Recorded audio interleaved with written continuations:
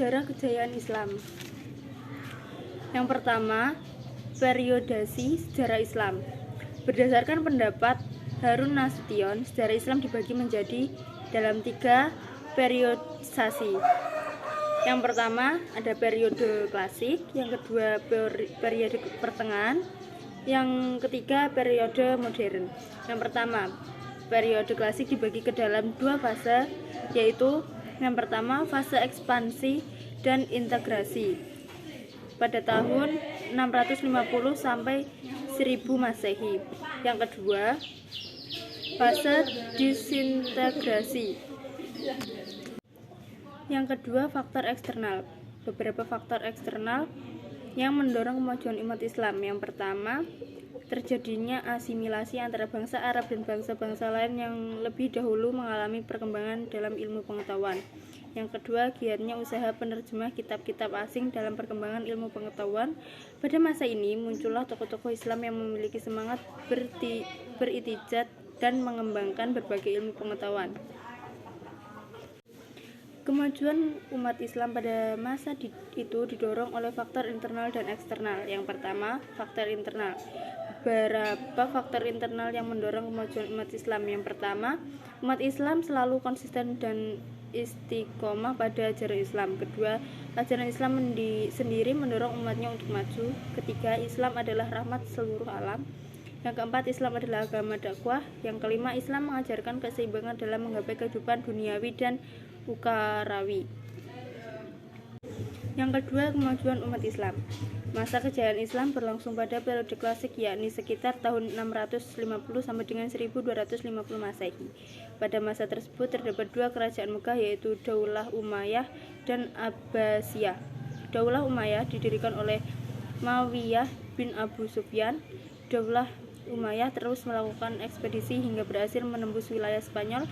Berakhirnya Daulah Umayyah menandai munculnya Daulah Abbasiyah yang didirikan oleh Abdullah al-Saffah bin Muhammad bin Ali bin Abdullah bin al-Bas yang dikenal sebagai al-Saffah. Daulah Abbasiyah memprioritaskan pengembangan ilmu pengetahuan.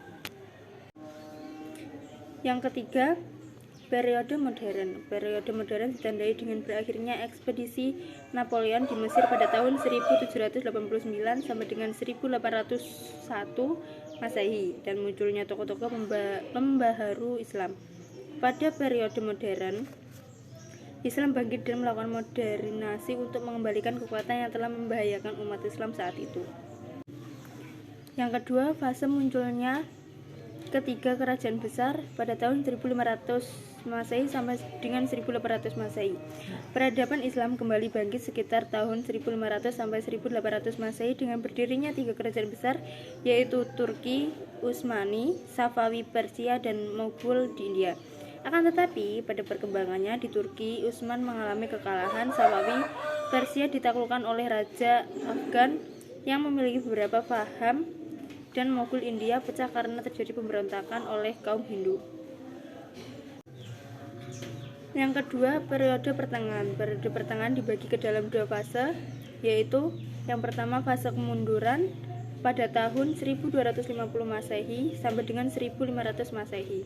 Hal tersebut disebabkan oleh beberapa faktor, salah satunya yaitu dikuasainya beberapa kerajaan Islam oleh tentara Mongol. Yang kedua, fase disintegrasi pada tahun 1000 sampai 1250 Masehi.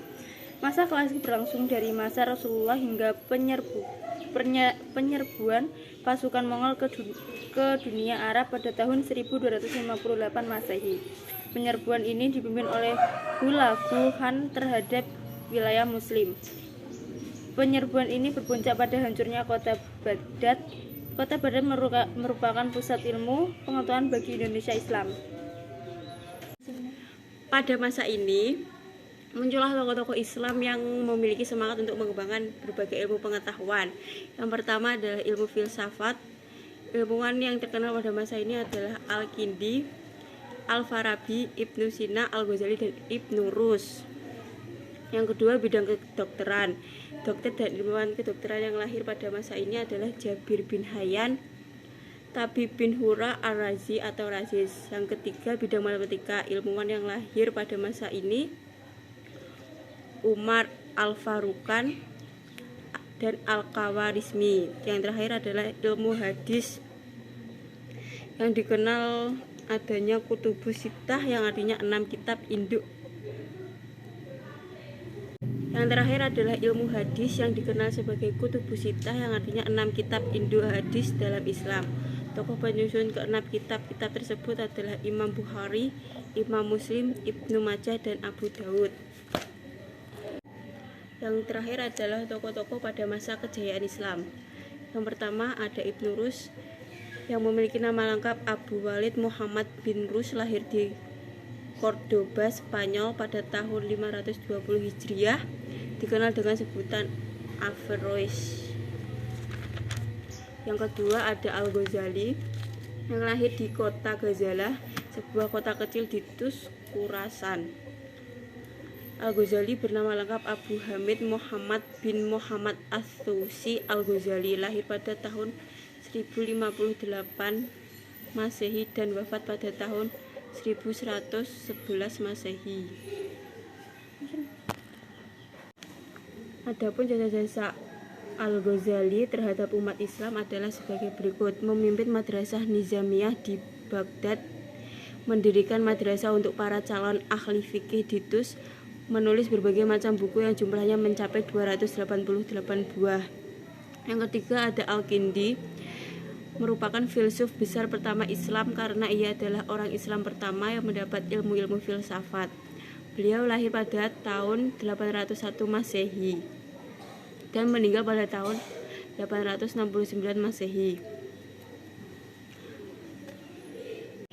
Al-Kindi juga dikenal sebagai pemikir muslim pertama yang menyelaraskan filsafat dan agama.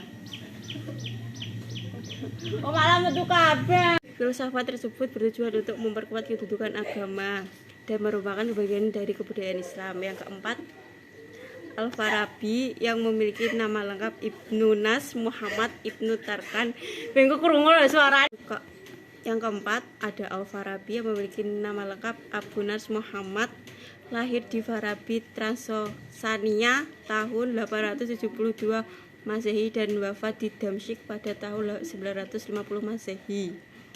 Yang terakhir ada Ibnu Sina, ya juga dikenal sebagai Avicenna di dunia barat, adalah seorang filsuf, ilmuwan, dan juga dokter kelahiran Persia. Dia dianggap oleh banyak orang sebagai bapak kedokteran modern. Karya-karyanya yang terkenal sebagai berikut. Yang pertama Asy-Syifa, Al-Qanun fit Tibb, Al-Isyarat wa At-Tanbihat, Muntik Al-Masyriqiyyin, dan yang terakhir adalah Uyun Al-Hikmah.